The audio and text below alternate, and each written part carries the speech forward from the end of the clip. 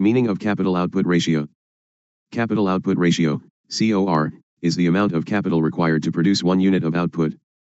It is the relationship between the level of investment made in the economy and the consequent increase in gross domestic product, GDP. If Y stands for output, or income, and K stands for stock of capital used to produce that output, then K/Y represents capital output ratio. Capital output ratio determines the rate at which output increases as a result of a given amount of capital investment. For example, a capital output ratio of 5 means that a capital investment of 5 rupees results in addition of output worth Rs.1. So, if the capital output ratio is small, then a smaller capital investment would be need to produce a given level of output and vice versa. In other words, to produce 1 unit of output, 5 units of capital is needed. Types of capital output ratio. 1. Average capital output ratio. Average capital output ratio is the ratio of total capital to the output, or income, of the economy. Average capital output ratio is denoted by K/Y. 2. Marginal capital output ratio. Marginal capital output ratio is the ratio of increment in the stock of capital to the increment in output. Marginal capital output ratio is denoted by delta K/delta Y. Delta K equals increment in capital, delta Y equals resultant increase in the output, or income. Marginal capital output ratio is also called incremental capital output ratio, ICOR. The incremental capital output ratio, ICOR, explains the relationship between the level of investment made in the economy and the consequent increase in GDP. ICOR is a metric that assesses the marginal amount of investment capital necessary for a country or other entity to generate the next unit of production. A lower ICOR is preferred as it indicates a country's production is more efficient. Message of low COR. A lower capital output ratio shows the higher productivity of capital and technological progress. A lower capital output ratio indicates that a lower level of investment is required to produce a given growth rate in the economy. This is considered to be a desirable situation. A lower capital output ratio also shows that capital is very productive or efficient. Lower COR also indicates the labor-intensive production as well as the traditional economic structure. Message of higher COR. A higher capital output ratio shows the low productivity of capital and technological progress. A higher capital output ratio indicates that higher level of investment is required to produce a given growth rate in the economy. This is not considered to be a desirable situation. Determinants of COR. Availability of natural resources. Capital output ratio depends on the availability of natural resources. A country with abundant natural resources has a low capital output ratio, for it can substitute natural resources for capital. Amount of capital employed. The amount of capital employed in a country is an important factor in determining the capital output ratio. Given the average life of capital, the capital output ratio is determined by the proportion of national income invested annually. Professor Lewis has said that countries which invest much the same proportion of national income have much the same capital output ratio. Degree and nature of technological advance. If technical progress is accelerated due to a major innovation, the capital output ratio will tend to rise. The nature of technological advance refers to capital-intensive and labor-intensive innovations. If technological advances are capital-intensive in character, the capital output ratio will tend to rise. On the other hand, if technological inventions are labor-intensive in nature, the capital output ratio will tend to fall. Rate of investment. Capital output ratio also depends upon the rate of investment. The higher the rate of new investment, the higher is the capital output ratio. A country which increases its capital in given times period remaining other things same, will have a higher capital output ratios. A country which increases its capital and other complementary productive factors side by side in given time period will have lower capital output ratios. A lower capital output ratio also shows that capital is very productive or efficient. Lower COR also indicates the labor-intensive production as well as the traditional economic structure. Message of higher COR. A higher capital output ratio shows the low productivity of capital and technological progress.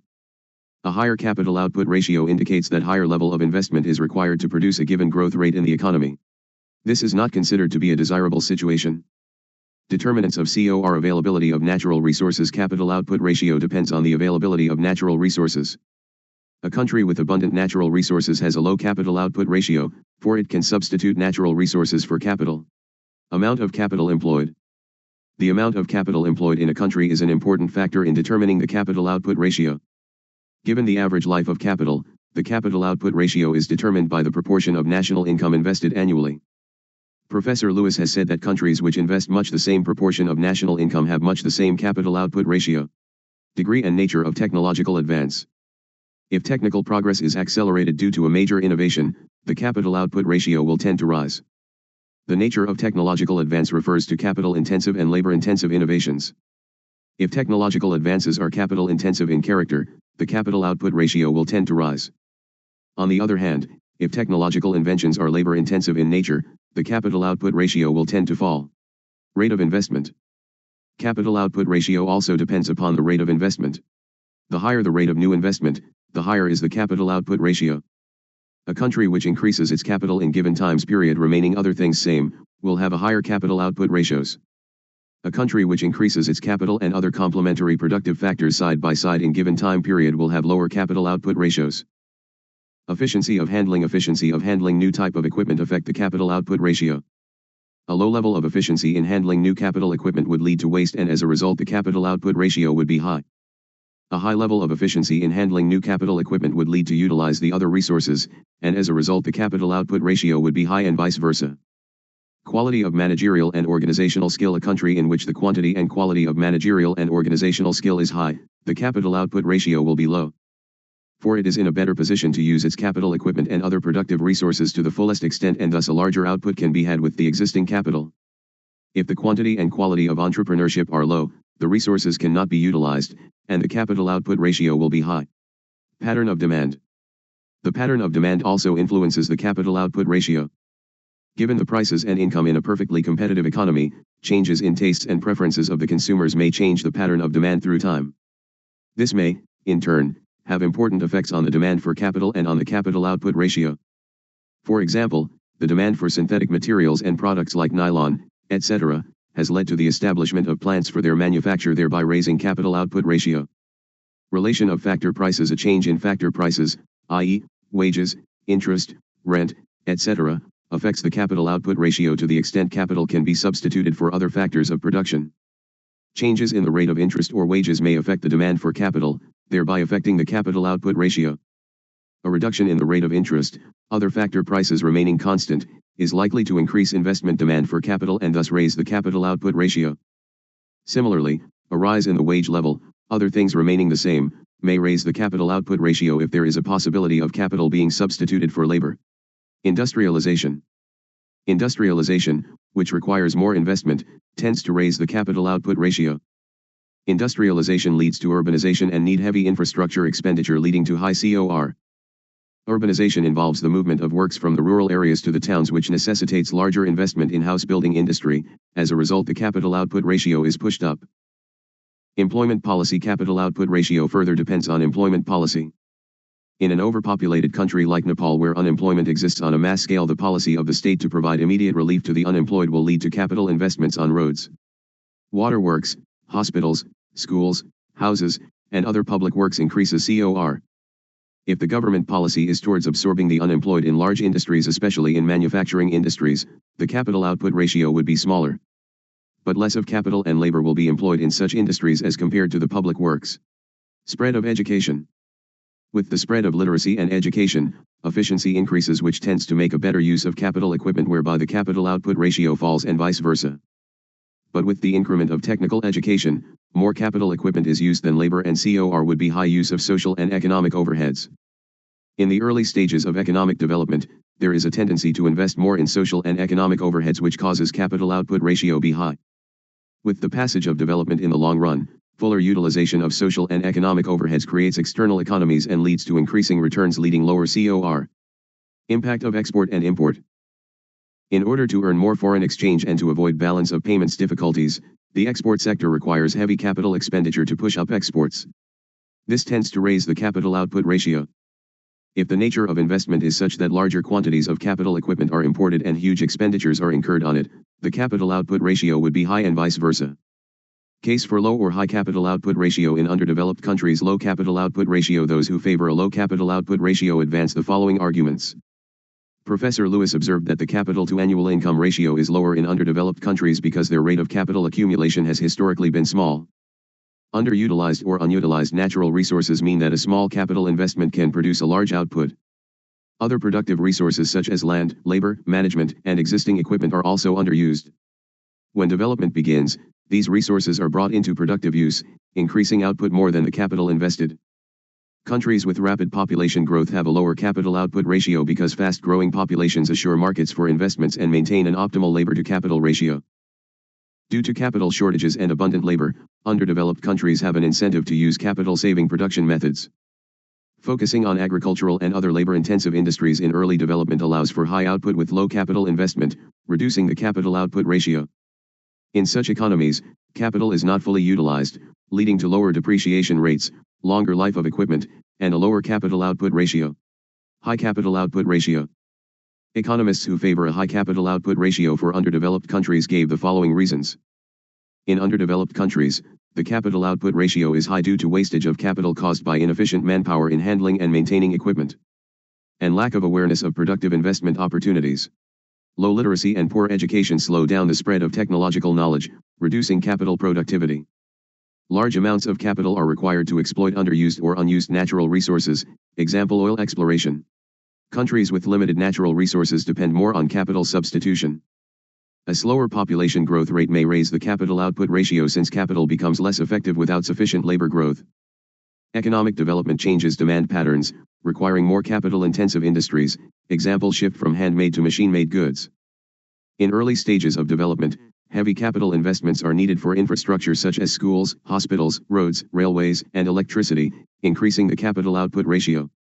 According to Professor Kurihara, reliance on labor-intensive techniques may lower output, thereby raising the capital output ratio. High interest rates in underdeveloped economies encourage the use of labor-intensive methods, which reduce output and increase the ratio. Establishing new plants far from sources of raw materials raises capital investment relative to output, increasing the ratio. Underutilization of capital in the early stages of development, due to economic stagnation, also contributes to a higher capital output ratio. Estimation of COR. The size of COR can be determined when the amount of capital that has been used for the production of output is known. If depreciation capital is assumed as constant, then the COR is calculated by the ratio of GDP invested each year.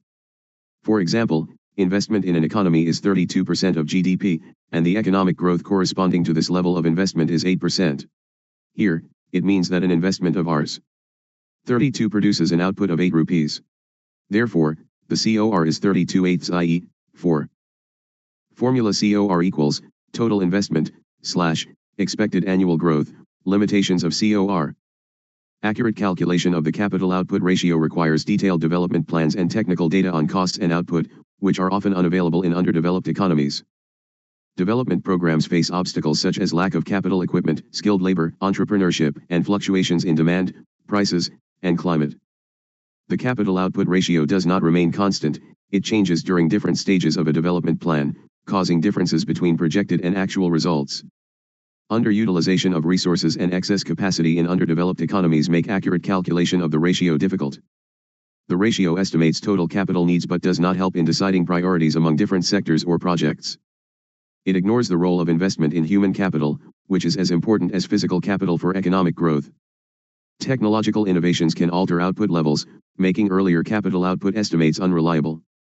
The ratio assumes that supporting factors, example skilled personnel, entrepreneurship, power, transport, grow along with capital, which is not true in underdeveloped economies. Public and private investments are often combined to estimate capital input, which may give inaccurate results as investments change over time. During depressions, capital increases may not raise output, making the ratio meaningless.